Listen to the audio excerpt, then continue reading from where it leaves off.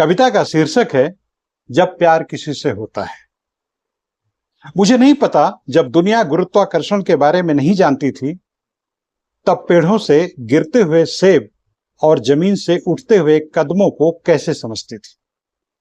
मुझे नहीं पता, जब दुनिया में क्लासिनोफ राइफलें नहीं थी तब बंदूक से होने वाली मौतों का सालाना औसत क्या था, या कि मरने और तड़पने के बीच न्यूनतम समयावधि क्या थी। ब्रह्मांड की उत्पत्ति के बिग बैंग सिद्धांत के मुताबिक जब दहकते हुए गोले से धरती बनी तब क्या पदार्थ को द्रव्यमान वैसे ही मिला जैसे हेड्रॉन कोलाइडर ने साबित किया है, यह सिर्फ एक अनुमान है। मुझे नहीं पता, लेकिन मुझे यह पता है कि क्या होता है जब प्यार किसी से होता है। जब प्यार किसी से होता है तब हम मनुष्यता के सबसे ऊंचे टीले में पहुंच गए लगते हैं। आंखों में दूर दूर तक दिखने लगता है, बातों में बच्चों की सी मासूमियत झरने लगती है, कदमों में लय आ जाती है और जिंदगी का बीहड़ समतल नजर आने लगता है। जब प्यार किसी से होता है तो लगने लगता है हम बंदरों की नहीं पक्षियों की प्रजाति से हैं, और यह सोचते हुए बाहें खुद ब खुद पसर जाती हैं उड़ने के लिए। जब प्यार किसी से होता है तो हमारे अंदर सांसें लेने लगते हैं धर्मराज युधिष्ठिर, फैसले करने लगते हैं किंग सोलोमन, जिरह करने लगता है किशोर अभिमन्यु और बताने लगता है कि कैसे वह तोड़ देगा चक्रव्यूह का 7वां द्वार। जब प्यार किसी से होता है तो हमारे अंदर वचनबद्ध हो जाता है एक कर्ण, जो कृष्ण से लेकर कुंती तक, इंद्र से लेकर दुर्योधन तक किसी को निराश नहीं करता, किसी को बेनकाब नहीं करता, सबको देता है, सब कुछ दे देता है, दे देता है कवच और कुंडल भी, जैसे जीवन का बोझ। जब प्यार किसी से होता है तो अंदर और बाहर निरंतर छिड़ा रहता है एक महाभारत। जब प्यार किसी से होता है तो चिलचिलाती धूप भली भली सी धीमी आंच लगने लगती है, नक से सिख तक इतनी ऊर्जा बहने लगती है कि अपने आप जल उठता है रोशनी का एक बल्ब। जब प्यार किसी से होता है तो समुद्र पिता हो जाते हैं और नदी कभी मां कभी प्रेमिका, कभी लोरियां सुनाती है, कभी चुनौती देती है, लो पकड़ो मुझे। जब प्यार किसी से होता है तो आंखें बोलने लगती हैं और जबान बेजुबान हो जाती है। धरती के सारे कोण बदल जाते हैं, सारे रंग इंद्रधनुषी हो जाते हैं, मन बोलसेविक सैनिक हो जाता है, खूबसूरत कल पर फिदा फिदा जब प्यार किसी से होता है। अब तक लोकमित्र गौतम के 2 काव्य संग्रह प्रकाशित हो चुके हैं। पहला संग्रह है मैं अपने साथ बहुत कुछ लेकर जाऊंगा। दूसरा संग्रह है जी हां मैं तटस्थ नहीं हूं। अभी आपने जो कविता सुनी है वह पहले संग्रह से है और यह इसकी पहली कविता है। अभी हम लोकमित्र गौतम से कविता, उसके सरोकार और कविता कैसे बनती है इस संबंध में बहुत सारी बातें करेंगे। तो अब हम इनसे मुखातिब होते हैं। ये जो आपका पहला संग्रह है मैं अपने साथ बहुत कुछ लेकर जाऊंगा, इसको मैंने पढ़ा तो मुझे लगा कि इसमें 2 तरह की चीजें हैं और इसमें ज्यादातर कविताएं प्रेम से संबंधित हैं। लेकिन अगर हम व्यक्तिगत रूप से इसको देखते हैं तो ऐसा लगता है कि एक कवि जब वक्तव्य दे रहा है तो उसके हिसाब से लगता है कि उसकी सोच बहुत पिछड़ी हुई है, खास करके प्रेम कविताओं के बारे में मैं कह रहा हूं। लेकिन जब हम देखते हैं कि यह कवि का निजी वक्तव्य नहीं है बल्कि एक पुरुष वर्ग का या कहिए कि एक समूह का इस तरह से का वक्तव्य है, वह पुरुषों की चालाकी का वक्तव्य है या अन्य तरह की ये सब चीजें हैं, तो हमें लगता है कि कवि ने बहुत ही अच्छा मूल्यांकन किया है, बहुत अच्छी ढंग से कविता के रूप में प्रस्तुत उसको किया है। आप इस बारे में क्या सोचते हैं? राधेश्याम जी, एक तो बात यह है कि जहां तक कविता का सवाल है तो कविता तो हर एक व्यक्ति की अपनी उसमें धारणा होती है, अपनी समझ होती है, और कई बार बहुत सोच समझ करके या बहुत तयशुदा निष्कर्ष से कविता नहीं लिखी जाती, पता भी नहीं होता। कई बार एक अंदर से उद्गार होते हैं कि वो बेचैन करते हैं कि इसको मैं कविता के रूप में ढाल दूं, और वो ढल जाते हैं। उस समय यह भी नहीं बहुत स्पष्ट नहीं होता कि मैं जो लिख रहा हूं वो आइडियोलॉजिकली सही है, किसके पक्ष में किसके पक्ष में नहीं है। हाँ, एक ये होता है कि हमारी अपनी जो अपनी सोच होती है उसकी हिस्सेदारी तो कविता में होती ही होती है, वो चेतन में हो अवचेतन में हो। जरूर जरूर। और बहुत ये नहीं होता है कि वो मतलब उसमें इतनी कारीगरी नहीं होती। कारीगरी तो या मतलब उसके निष्कर्ष निकालना तो आलोचकों का काम है। और दूसरी बात क्या है, कविता कई बार क्या होता है कि इतने वेग से आती है कि बाद में कवि को भी लगता है कि नहीं, शायद इसको मुझे करेक्ट करना चाहिए, कुछ इसमें इसको कसना चाहिए या कुछ इसमें सुधार करनी चाहिए। तो ये है, लेकिन बात आपकी बिल्कुल सही है। और मैं अगर कहूं तो मतलब ये आपने बिल्कुल पहले ही ऑब्जर्वेशन में पकड़ भी लिया कि मैं इसमें व्यक्तिशः नहीं हूं। मैं एक अपने दौर के पुरुष वर्ग का ही प्रतिनिधित्व कर रहा हूं। तो मुझे अगर मैं ये कविता अपनी लिख दूं तो कविता क्या हो, तो वो एक किस्म से चिट्ठी हो जाएगी। मतलब अगर ये सिर्फ मेरी कविता हो या व्यक्तिगत इसमें मैं अपनी बात कहना चाहता हूं तो कविता में ही क्यों कहूं। कविता के अलावा बहुत सारे तरीके हैं। कविता में जब भी कोई बात कहता तो जाहिर है वो एक पक्ष होता है। अब मैं पुरुष हूं तो मैं पुरुषों की तरफ से एक तरह से अपने दौर को रख रहा हूं कि हमारे दौर में पुरुषों की इस किस्म की सोच है। तो इसको व्यक्तिगत रूप से देखने में थोड़ा ये है। और फिर लेकिन इसमें कोई मना भी नहीं है, कोई जैसा मना है देखे। सही।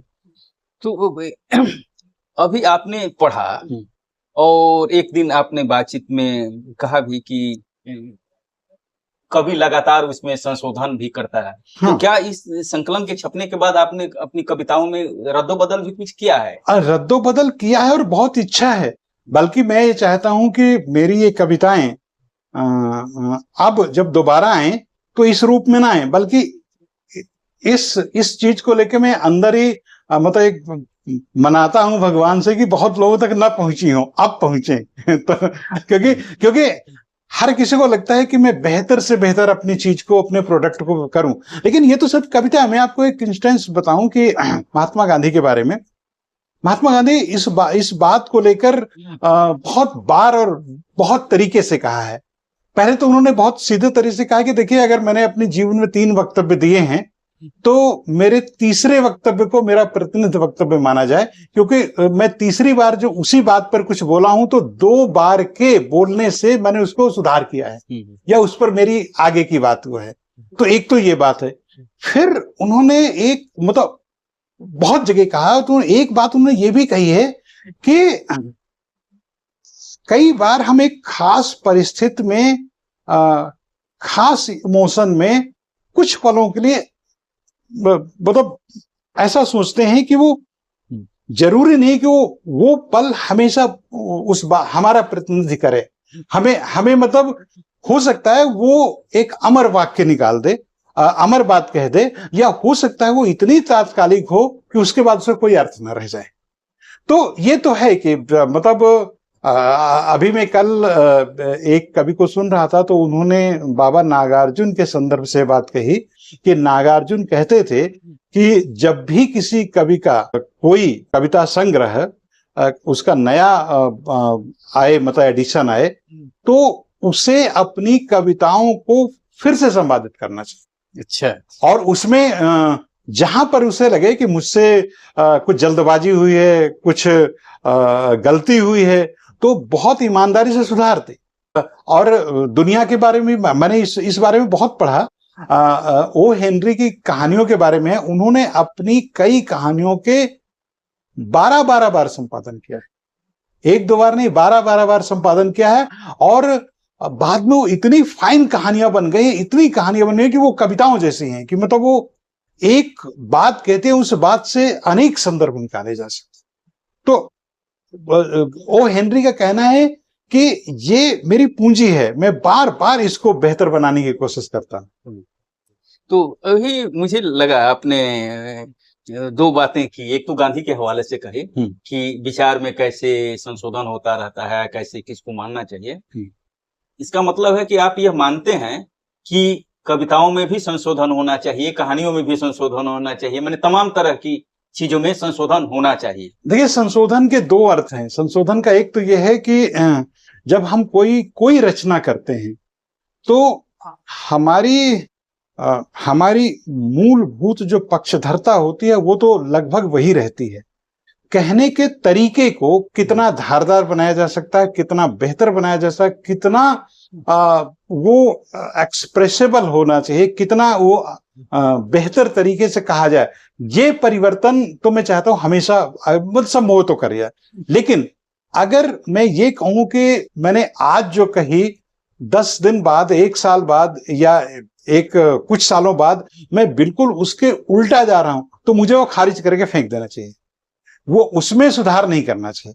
क्योंकि अगर मैं वैचारिक रूप से यू टर्न हो गया तो फिर वो मेरे लिए उसका कोई मतलब नहीं है। वो पेश करने के तरीके में मैं कहता हूं कि सुधार होना जरूरी है।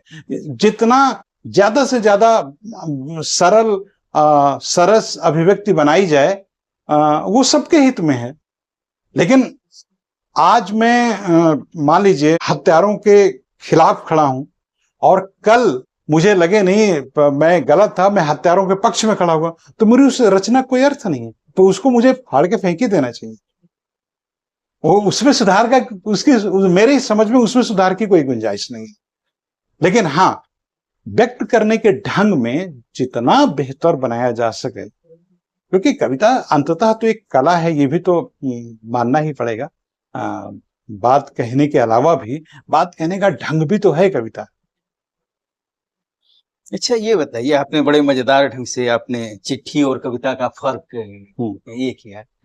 मैं इस संकलन को फिर जब उलट रहा था तो इसमें दो कविताएं ऐसी हैं जो कि चिट्ठी की, एक का शीर्षक ही है चिट्ठी और एक का है प्रेम पत्र। ये दो कविताएं और मुझे अच्छी भी लगी ये कविताएं।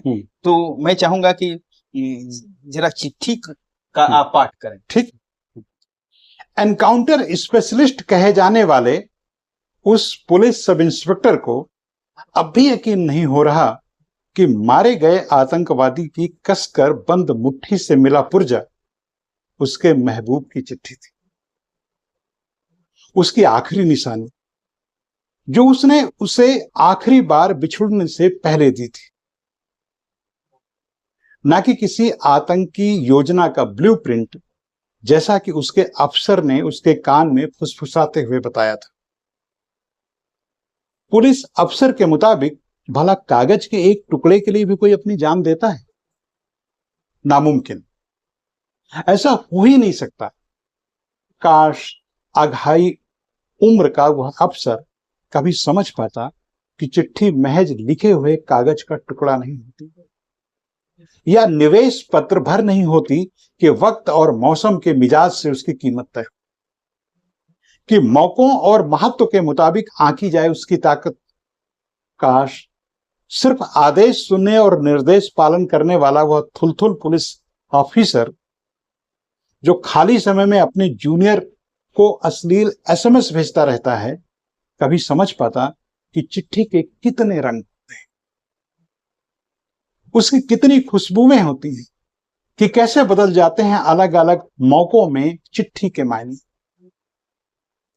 सरहद में खड़े सिपाही के लिए चिट्ठी महज हाल चाल जानने का जरिया नहीं होती, देश की आन बान के लिए अपनी जान से खेलने वाले सिपाहियों के लिए महबूब का मेहंदी लगा हाथ होती है चिट्ठी। निराशा से घिरे क्रांतिकारियों के लिए उसमें हौसला भर देने वाला विचार होती है चिट्ठी। चूम कर चिट्ठी वह ऐलान कर देता है, सुन थे के शुरू। साथी चलो फिर शुरू करते हैं शुरू से। सब इंस्पेक्टर से झूठ कहता है उसका ऑफिसर कि कोई मुट्ठी में दबी मामूली चिट्ठी के लिए जान नहीं दे सकता। उसे पता नहीं प्रेमियों के लिए क्या मायने रखती है चिट्ठी। उसके लिए चंद अल्फाजों की ये दुनिया समूचा कायनात होती है, जो उन्हें जीने की हसरत देती है और जरूरत पड़ने पर मरने का जज्बा भी। क्योंकि चिट्ठी महज कागज का टुकड़ा नहीं।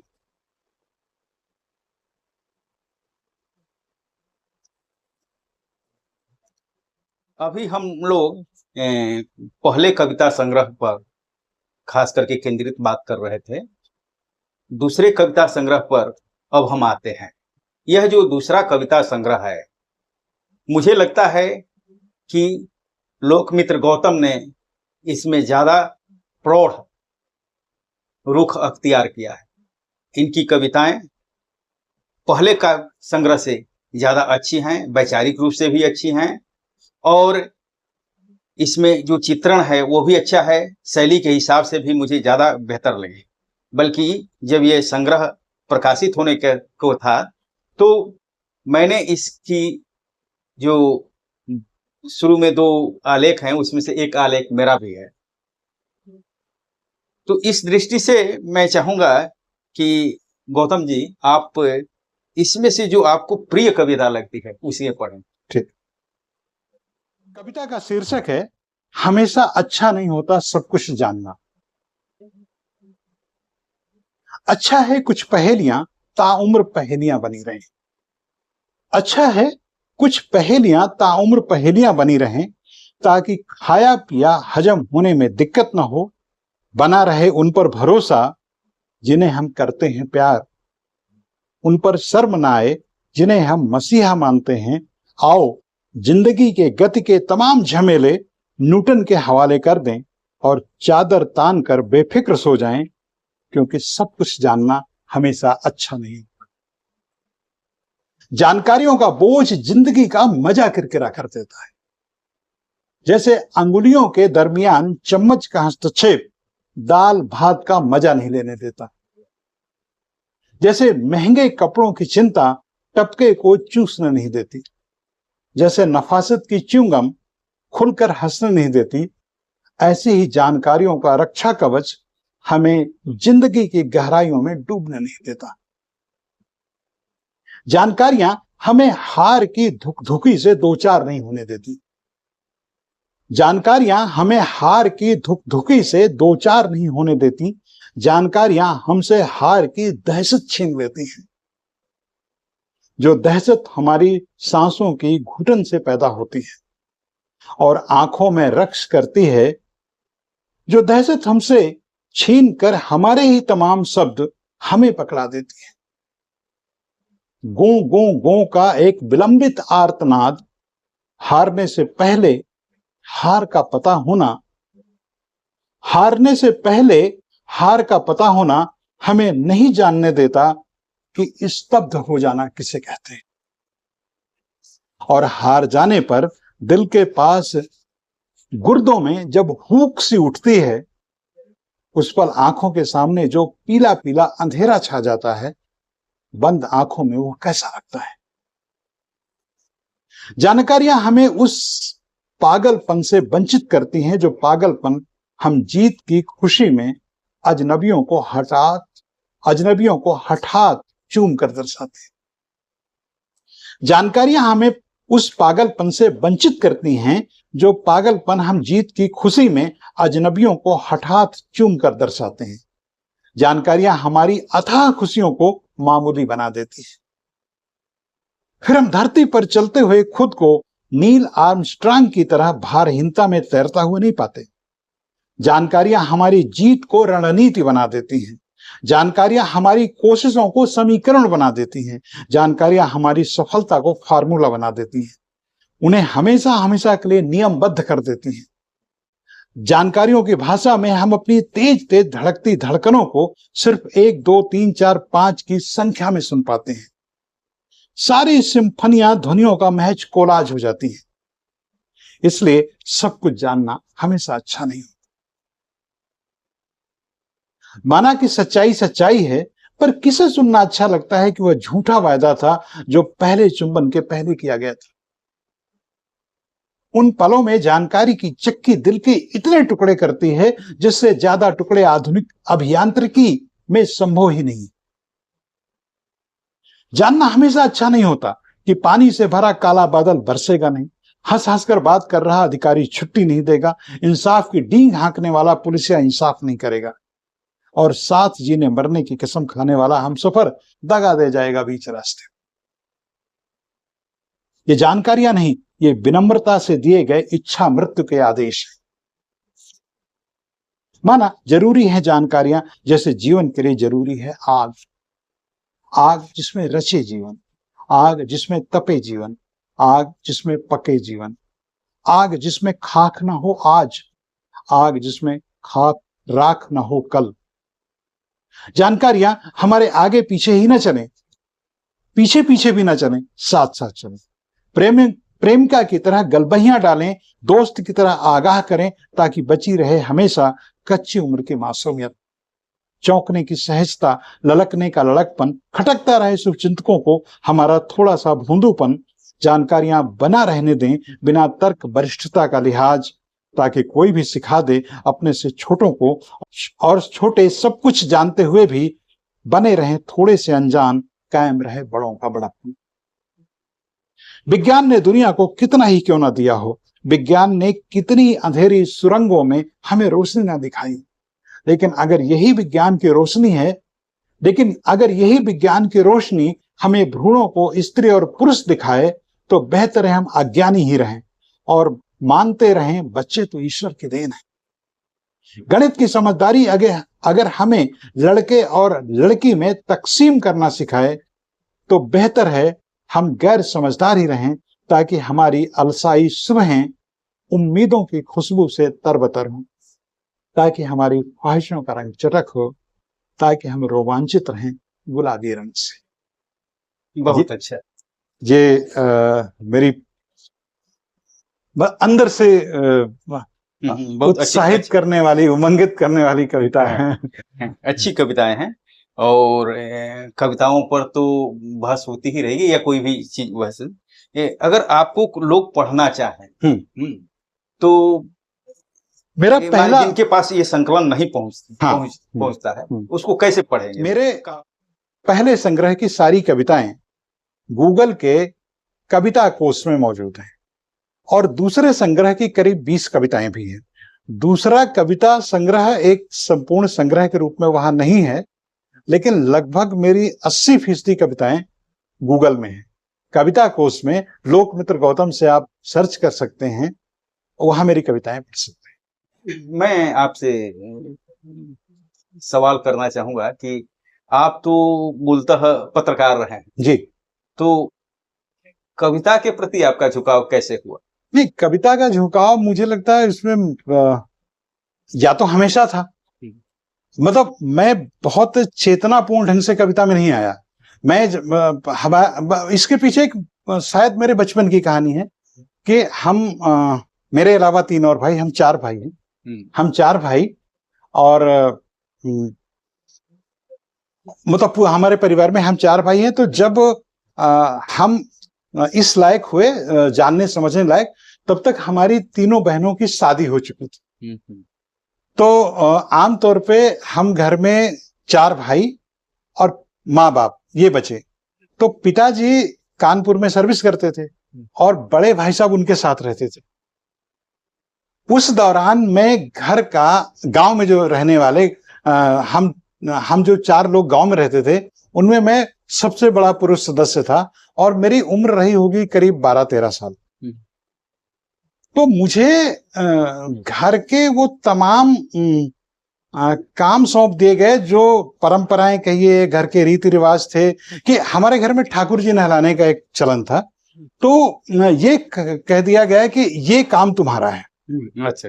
तो मैंने मतलब जो मेरे पिताजी किया करते थे, तो मैं हर दिन सुबह 6 बजे उठ के नहा धो के रोज रामचरितमानस पढ़ता था, और वो मतलब वही पूरे जो घर के वो सारे काम थे। रामचरितमानस से मुझे इतना प्यार हो गया कि अगर किसी वजह की आज नहीं पढ़नी तो मुझे बड़ा अंदर से वो होने लगता था। और चूंकि तब ये नहीं जानता था कि इस प्यार का रिश्ता शायद कविता से या कहीं लय से या छंद से है, धर्म से मैं समझता था। तो मुझे लगता था कि शायद मेरे अंदर वो धार्मिकता है जिससे वजह से मुझे रामचरितमानस पढ़, लेकिन मुझे बाद में भी पढ़ने का मन करता था, लेकिन वहां हिम्मत नहीं पड़ती थी कि सुबह नहा के ही पढ़ सकते थे हम। गांव में कभी हमने ये नहीं हुआ कि बिस्तर में लेटे हैं या चारपाई में लेटे हैं और चलो रामायण पढ़ रहे हैं, वहां इस तरह का चलन नहीं था, लेकिन अंदर बड़ी वो रहती थी। तो हुआ क्या है कि रामचरितमानस पढ़ते पढ़ते मंगोलपुरी जी, हुआ क्या है कि मुझे सारी कविताएं अच्छी लगने लगी। तो मैं 5वीं 6वीं में पढ़ता था, लेकिन मैंने घर में जो किताबें थी चाहे जिस वो तो सब में पढ़ डाला, और कविताएं खास तौर पे पढ़ डाली। उनमें संतोषी माता की मतलब जो भी जिस तरह की कविता, कोई उसका वैचारिक पक्ष नहीं था, सब कविताएं पढ़ना अच्छा। और मुझे लगता है कि तब भी मुझे नहीं पता था कविता क्या होती क्या कुछ है, लेकिन अंदर से कुछ तुकबंदियां निकलने लगी। तो हमारे गांव में बड़ा एक सांस्कृतिक वातावरण था। हमारे गांव में पारसी थिएटर बहुत मजबूत था, कई जिलों में उसकी धाक थी। तो मेरा छोटा वाला भाई उसमें आमतौर पर लीड रोल करता था ड्रामा में, हम नाटक बोलते हैं ड्रामा जो है। तो उसको हमेशा दिए जाते थे कृष्ण का पाठ या ऐसा जो बड़ा जो है, एक तो मुख्य चरित्र होता था और उसमें बहुत लंबा लंबा जो है डायलॉग होते थे। और पारसी थिएटर की ये है कि उसमें करीब 50% से ज्यादा कविताएं होती है, काव्य होता है। तो पंडित राधे श्याम शुक्ल कथावाचक इनके मतलब वो होते थे आमतौर पे सारे जो है पारसी थिएटर। तो पढ़ते हुए तो मैं उनको देखता था। अच्छा, मैं खुद चाहता था कि मैं भी नाटक में हिस्सा लूं। मुझे कोई नाटक में हिस्सा नहीं लेने देता था। मैं कहता था तो कहते थे कि नहीं तुम ये करो। तो मैं उन्हें कहता तुम जो है अच्छा से पढ़ लेते हो, तुम प्रॉम्प्टिंग कराओ, यानी जब वो रिहर्सल करते हैं तो उनको बताओ बीच बीच में, और पर्दा खींचो, ये करो, मतलब व्यवस्था में बनाए रखते थे। मुझसे कभी मुझे उन्होंने कोई रोल नहीं दिया। सिर्फ एक बार जो युधिष्ठिर बनता है तो वो बाई चांस कहीं चला गया था अपने रिश्तेदारियों में, तो मुझे वो रोल दिया गया था। वो सिर्फ 2 वाक्यों का रोल था, उसे 2 बार कहना था, यही तो मैं भी कहता हूँ आंखें ऊपर, यही तो मैं भी कहता हूँ, सिर्फ 2 बार कहता। लेकिन वो भी दुर्भाग्य कि जिस दिन वो होना था उस दिन वो आ गया। तो वो भी नहीं मिला। तो मेरे अंदर में क्या हुआ कि एक तो अंदर मेरी कविता फूटती थी। तो जैसे मेरे भाई का रोल होता तो उसमें मान ली ये जो शेरो शायरी है ना, तो ये मान लो उसमें 10 शेर हैं, तो 10 शेर हैं, तो और मुझे लगता था कि मैं अपने भाई को चमका दूं, तो मैं चुपके से उसमें 20 शेर बना देता था। 10 शेर में नए लिख देता था। और उस विषय की मेरी इतनी समझ होती थी, मैं क्यों इतनी बार पढ़ चुका होता था कि बहुत कम लोग जान पाते थे कि ये मतलब मूल पटकथा में नहीं है। सिर्फ कई बार वो जैसे जो उसके सामने का जो रोल मतलब करता, कृष्ण के सामने जो रोल करता, उसको लगता था ये तो है नहीं उसमें, है ना। तो मुझे जो है, मैं एक किस्म से ये घपला करता था कि मैं नए शेर लिख देता था। जैसे एक उसमें कृष्ण का और उसका संवाद है, कृष्ण और अर्जुन का संवाद। तो मुझे क्या लगा कि कृष्ण जो है बहुत स्पष्टता से बता नहीं पा रहे, मतलब जो है अहम ब्रह्मास्म को बहुत अच्छे ढंग से वो नहीं कर रहे हैं। तो मैंने एक उसमें शेर लिखा, देखिए मैं 10 या 12 साल का था, लिखा मिट्टी के घड़े अनेकों हैं, सबके सब जल से भरे हुए हैं, एक जगह या कई जगह सबके मतलब ये मतलब ये। तो मुझे लगा कि मैं ये बता दूं कि अहम ब्रह्मास्म में हमारे उस मतलब उसका मकसद ये है कि एक ही जल है, मिट्टी के घड़े बहुत हैं लेकिन उनमें जल एक ही है। अहम ब्रह्मास्म को मुझे डाइल्यूट करना था, वो बड़ा कठिन सा उसमें वो मतलब जा रहा था। तो जब वो सामने वाले ने कहा कि ये तो है नहीं, तो फिर मुझे बैन कर दिया गया कि नहीं ये नहीं आएगा इधर, ये मतलब ऐसे कर। लेकिन मुझे मेरी कविताएं दरअसल वहीं से निकली। अच्छा अच्छा। तो मैं जो है घपले करने में कविताएं अपनी निकाली कि जैसे मेरा भाई है, उसमें 5 उसके शेर हैं, तो वो कहता है यार ऐसा करना, मैं थोड़ी देर तक मतलब स्टेज में रहूं, ज्यादा जमूं, तो मैं उसमें वो करने लगा और यहां से वो हो गया। अब मैं करीब 8वीं में जब मैं पहुंचा, मैं सामान्य बच्चों से 2 साल 1.5 साल बड़ा था पढ़ने में।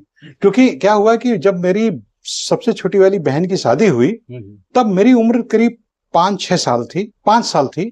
तो पिताजी ने और घर वालों ने बहन के साथ भेज दिया कि वहीं जाके पढ़ना, ये तेरा नाम लिखा देंगे। लेकिन उन लोगों ने क्या किया कि नाम वाम तो खैर दूर की बात, वो बिल्कुल मजदूर की तरह रखा। तो करीब 1.5 साल में वहां मजदूरी किया, सब कुछ किया, गोबर डाला, ये सब किया। तो मैं जब पहली दर्जा में गया तब मैं 7.5 साल का था।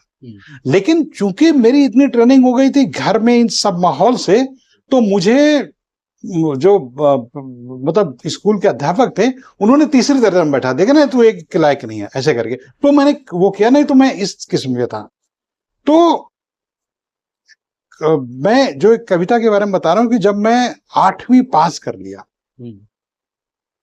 और ये बता रहा हूं बात 79-80, क्योंकि नहीं 81, हाँ, तब तक दूर दूर तक ये महाभारत का कोई नाम नहीं था। तो हम अपने घर में महाभारत पढ़ा करते, महाभारत को लेके कई मिथक थे कि इनको घर में नहीं रखते वगैरह वगैरह। तो पढ़ के मतलब दूसरी जगह रख देते थे। तो मुझे कुछ प्रसंग उसके बहुत अच्छे लगते थे, और मुझे लगता तो वो प्रसंग है ही नहीं। तो मैंने, अब चूंकि दिन रात में नाटकों से जुड़ा था, तो मैंने एक नाटक लिखा, देवव्रत। भीष्म पितामह का जो बचपन है वो देवव्रत के रूप में है, और मैं उससे बड़ा प्रभावित था। तो मैंने एक पूरा नाटक लिखा देवव्रत। उसमें बहुत सारे शेर और शायरी, संस्कृत मुझे नहीं आती थी कविता करने के मतलब स्तर पर, नहीं तो संस्कृत मुझे समझ में आती थी। जो मैं लिखता सब हिंदी में लिखता था, लेकिन कविता मेरे पास थी, वो अनगढ़ हुए गढ़े में तो शेर शायरी में खूब करता था, वो मैंने लिख दिया। अब मेरा जो बड़ा भाई था वो मुझसे करीब 7-8 साल बड़े हैं। उनको गुस्सा आया, तो उन्होंने वो जो मैंने स्क्रिप्ट लिखी थी, करीब जो है करीब 42 पेज थे A4 साइज में, तो उसने फाड़ के चिंदी चिंदी कर दिया, मतलब इतना चिंदी कर दिया। और जाके घर के बाहर जो है, तब कच्चा गैला होता था, हमारे धूल उल सब होता, वहां फेंक दिया। अब मेरा छोटा भाई इतना अद्भुत वो कि बड़ा भाई अंदर गया, उसने सारी वो टुकड़े बीन लिए, और राधे श्याम जी उसने उन टुकड़ों को इकट्ठा करके, पता नहीं जैसे मतलब चमत्कार की तरह उन टुकड़ों इकट्ठा करके वो सारा लिख दिया, और मुझे एक दिन उसने दे दिया। फिर मैंने उसको और अच्छे ढंग से मैंने वो ड्रामा लिख दिया। फिर कुछ संयोग ऐसी स्थितियां बन गई कि मुझे गांव छोड़ना पड़ गया, मैं गांव में आ गया। तो वो गांव में नाटक हुआ, वो उसी कंपनी ने, उसी मतलब ग्रुप ने वो थिएटर मतलब जो है मतलब मंचन किया, और उसमें मेन रोल देवव्रत का, जो भीष्म पितामह के बचपन का, मेरे भाई ने किया। लेकिन मुझे उन्होंने बुलाया नहीं। मतलब जब मैं कानपुर में रहता था, कोई बहुत दूर नहीं था, 64 किलोमीटर दूर था, तो उन्होंने नहीं, और बड़ा सम्मान किया, कोई पुरस्कार दिया और वगैरह वगैरह, वो सब मेरे भाई ने ले लिया, मतलब सब मतलब चल लिया। लेकिन वो आज भी वो गांव, मतलब वो कभी छपा उपा नहीं, कुछ नहीं हो, वो गांव में हो। फिर इंदिरा गांधी मर गई 31 अक्टूबर 1984 में। तो मैंने इंदिरा गांधी पर एक खंड काव्य लिखने की सोची। अच्छा, देखिए ये सब में कुछ जो है, ऐसा नहीं था कि मेरी कोई बड़ी ज्ञान थी, समझदारी थे, अंदर से कविता बहुत थी। तो मैंने वो खंड काव्य लिखा करीब, लेकिन खंड काव्य नहीं हुआ, वो हुआ करीब जो 28 या 27 पेज हुए, लेकिन कविता शुरुआत कर दी। हाँ, कविता। हाँ, और वहां एक इंटर कॉलेज था, उसमें हमारे गांव के एक रिश्तेदार थे, वो उसके मैनेजर होते थे, तो वो उन्होंने वहां बुलाया कि तुम वहां वो करो। वो वहां ले लिया उन लोगों ने, और फिर उन्हें पता नहीं खो गया क्या हुआ। तो मैं अगर मुझे लिखने के लिए पिछले वाले को भी अपने साथ आगे बढ़ के करना, तो उन्हें क्या, फिर खैर छूट गया, फिर तो कविता उतना छूट गई। फिर मैंने कविताएं बाद में ही लिखी। अच्छा, तो हम लोग जो मित्रगण हैं, हम लोग तो आपके हम तो केवल पत्रकार समझते थे, कवि रूप से तो बहुत बाद में परिचित हुए। जब आपका संग्रह आया, हाँ पहला संग्रह आया, मैंने 2014-15 में जाकर के हमको लोगों को पता चला कि आप कविता भी लिखते हो। और संग्रह आ गया तो, और बातचीत के दरमियान आपने कई बार उल्लेख किया कि आप बंबई में रहते हुए आपने मराठी कवियों के साथ भी कविता पाठ किया, तो क्या आपका कविताओं का कुछ अनुवाद भी? कविताओं का तो मन अनुवाद मेरा बहुत हुआ है। करीब एक मीना त्रिवेदी थी, तो उन्होंने पहले संग्रह की करीब सभी कविताएं अनुवादित कर दी थी, मराठी में भी और गुजराती में भी। अच्छा, मराठी और गुजराती दोनों में। हाँ। लेकिन वो सब जो है कहीं प्रिंट में नहीं है, वो सब सोशल मीडिया में ही है। मतलब वो करके उसी में डाल देती थी। अच्छा, मुझे भी कभी ये नहीं लगा कि इनको बाहर निकाल के मैं करूं, हालांकि मैं अब सोच रहा हूं कि उनको निकाल करके कभी छपे, लेकिन वो ये था कि एक और मजेदार बात ये है कि ये मैं जो अपनी यात्रा बता रहा हूं, ये सिर्फ गांव तक रही। गांव नहीं, कानपुर तक, कानपुर में शुरुआती दौर तक। मैं जब 9वीं में पढ़ रहा था तब इंदिरा गांधी मारी गई। एक्चुअली जब मैं गांव से इतना ज्यादा मतलब प्यार करता था कि मैं कभी गांव नहीं छोड़ना चाहता था। मुझे लग रहा था मैं मर जाऊं लेकिन गांव नहीं छोड़ूंगा, इतना ज्यादा मतलब गांव से प्रेम था। तो मैं गांव से बाहर नहीं जाना चाहता। तो हमारे गांव का जो 8वीं तक का स्कूल था और 9वीं 10वीं प्राइवेट कराते थे वो वहां से। तो मैंने कहा मैं यहीं पढ़ लूंगा, मैं कहीं नहीं जाऊं। लेकिन उस साल कुछ ऐसा हो गया कि 9वीं तो हम पास हो गए, 10वीं में जैसे नहीं 9वीं में ही लास्ट में ऐसा हुआ कि सरकार का कोई आदेश आ गया कि अब जो है प्राइवेट नहीं होगा, मतलब कोई मतलब जाके मतलब आपको करना पड़ेगा, ये तो इंडिविजुअल कोई स्कूल ऐसा नहीं करा सकता। तो ये हो गया, घर वालों के तो कानपुर जाना पड़ेगा तो ये समझिए कि जब मैं गया हूं तो मुझे 4 लोगों ने घसीट करके बस में बैठाया। मैं जाने ही नहीं चाहता था। और ऐसे में पढ़ने नहीं जाना चाहता था। शुरू में मैं पढ़ने से बहुत डरता था कि मैं स्कूल नहीं जाऊंगा, किसी भी कीमत नहीं जाऊंगा। तो फिर कानपुर गया तो शुरू में 1 साल तक पिताजी मेरे साथ, मतलब 1.5 साल तक पिताजी, जब तक पिताजी रहे तब तक मेरे अंदर ये कविताएं सब कुछ रहा। इसके बाद तो सब कुछ ऐसा सूखा क्या, मैं दूसरी तरफ मुड़ गया। मुझे पढ़ना, मतलब मुझे लगा पत्रकार बड़ी चीज होती है, पत्रकारिता करनी है कभी। और ये कुलदीप नायर का लेख पढ़ करके, कुलदीप नायर के लेख, हमारे घर में जागरण आता था अखबार कानपुर में, तो मैं उसमें कुलदीप नायर का लेख पढ़ता था। तो और घर में कोई पढ़ता नहीं था वो एडिट पेज वाला लेख। मतलब घर में क्या, मतलब वहां मैं, पिताजी और बड़ा भाई रहते थे। फिर पिताजी गाँव चले आए 1.5 साल के बाद, वो हमेशा के लिए चले आए। तो फिर मैं और वो था, तो फिर हमारे भाइयों का इतना टसलिंग हो गया। मैं एक किस्म से भाई की अघोषित पत्नी बन गया, उसके कपड़े धोना, घर संभालना, तो ये सारे काम हो गए। तो सब कुछ मेरा छूट गया। कविता एक किस्म से वो हो गई, क्योंकि रामचरितमानस छूट गया, मैं सब कुछ पढ़ना बंद कर दिया। लेकिन रामचरितमानस से मुझे हमेशा प्यार रहा अंदर से। कविता ये फूटी है एक किस्म से बंबई में, पहले जब मैं रहता था 88-89 में थोड़ी, और वो भी बाद में अचानक जो है ये 10, 11, 12 करके, मतलब एकदम से मुझे लगा नहीं अब कुछ है, तो कविता निकल।